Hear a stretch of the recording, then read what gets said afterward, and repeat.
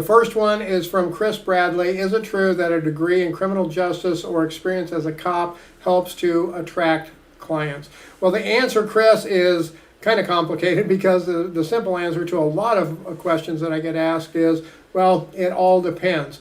If you have experience, former experience in law enforcement, or if you have a criminal justice degree, it can help in certain situations. It can definitely give credibility if you're having to take the stand in court. It can definitely add credibility to that as a private investigator. Some of your clients may want that. Some of your clients may not want that. I will say this, for former law enforcement experience people getting into the PI business, I have seen many a cop come into the PI business and many a cop not succeed in the business. But I've seen some that are really, really good, and they are still in business. They've been in business for years. So it all really kind of depends. It's going to depend on what kind of experience you have, what kind of investigations you have, things like that. So we're going to go on to the next question here. This one is from Tanya T. Do you advise investigators that have a lot of tattoos to try to hide them?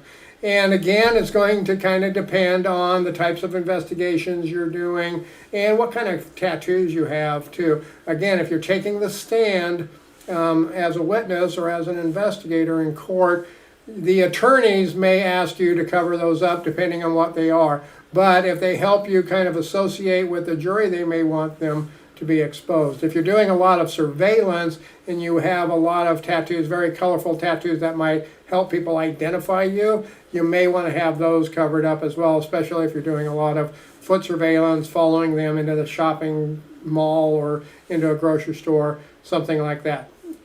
So again, it's kind of really going to depend on the different situations. Just use your common sense and see what's going to work there.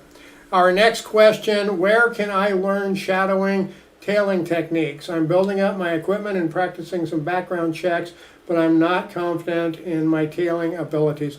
Well, iTrap 45X, the easiest answer is right here on the channel here. And let me show you here my channel. Hopefully this all works really well for me. This is my surveillance training videos for private investigators playlist. And you can go through this playlist right here, and I have years, literally years, dozens if not hundreds of surveillance training videos that you can go through, and you can just click over here on the play all and you can just binge watch them. You can check them all out. That's going to be the best place probably to be able to go and find a lot of that information. I am working on a full-length advanced training on surveillance that I hope to get released this summer, and I've been working on it for quite a while, but I've just gotten so busy I haven't been able to do it. But I'm hoping to have that released, and you can check out my website, freeprivateinvestigator.com, and in there's other advanced training in there as well. So let's go to the next question, and I've got a little bit of a technical glitch here. There, that should fix it. So this is two questions from Pillars Investigations.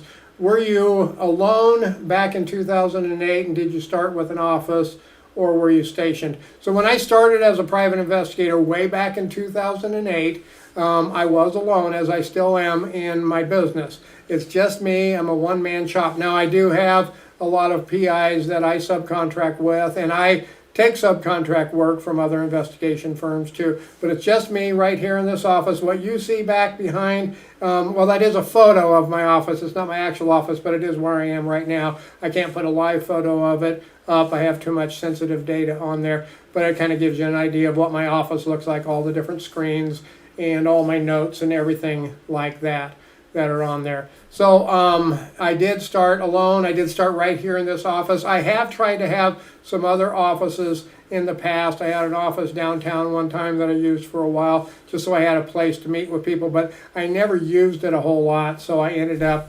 not using it, so it just ended up being, you know, more of a cost that I didn't really want. Well, that's going to end all of the questions for this, the first live one. I hope it went okay.